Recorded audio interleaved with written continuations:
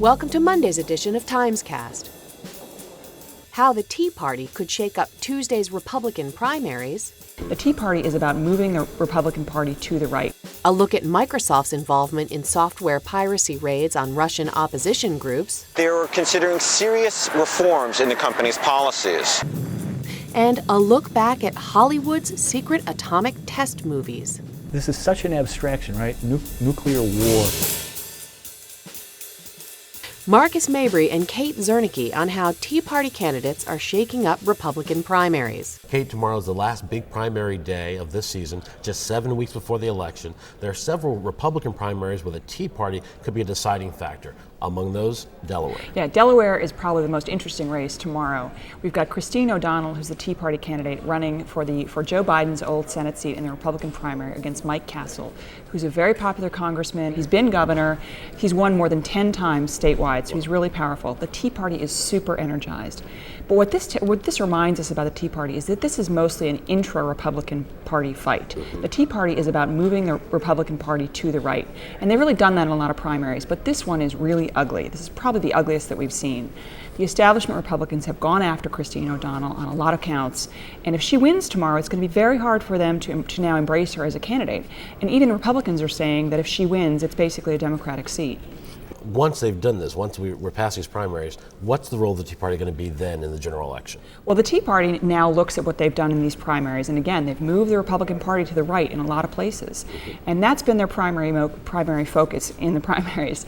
But what they're doing now in the general election is they're saying, we're going to turn all that energy, all that enthusiasm, we're going to train that on the Democratic majority in Congress, and we're going to get rid of that. A look at Microsoft's involvement in software piracy raids on Russian opposition groups. This is Clifford Levy reporting from Moscow. The authorities here are using a new tactic to quell dissent.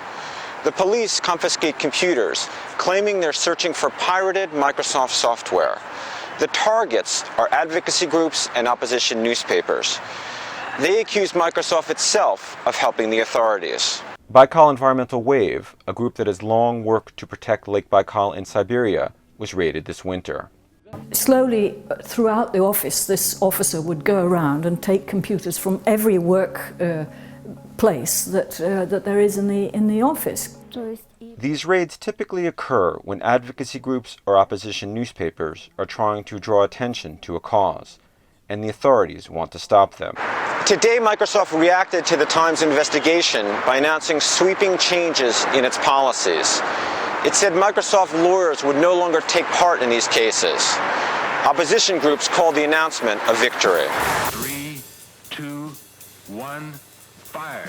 James Gorman and Bill Broad on declassified films made of atomic bomb tests between 1945 and 1962. Bill, this Tuesday you have a story coming up about atom bomb blast. Apparently there's a whole cadre of photographers who were taking pictures of them? Atomic cinematographers, people who were out there risking their lives to photograph this stuff. And it wasn't just one or two. There were 250 directors, producers, and cameramen out there. It was a secret unit based in Hollywood. Really? I mean, we've seen footage of the blast at Hiroshima and Nagasaki. This is something else, right? Right. This is different. The footage is from the hundreds of test explosions that the government did as it tried to build up the arsenal, making bigger and bigger bombs. What do we actually see in these films? Oh, lots. And some of it's quite beautiful. For instance, before they would pop one of these enormous nuclear explosions, they'd fire up rockets, maybe 20 or 30 of them, really? with big contrails. And the scientists would be able to watch the shock waves propagating through the atmosphere as they riled the contrails on the rockets. Oh my God. Which would tell you all kinds of things about how fast the wave of destruction would spread. You know, could planes get away in time? And you talked to one of the cinematographers, videographers at some George, length. Yeah. How old is he now? He's 82, and he doesn't have cancer that he knows of. And he's also quite happy that the film clips are coming out because he thinks it's a good thing for public education, for people to understand the terrifying power of these blasts and what they mean. Join us again tomorrow for another edition of TimesCast.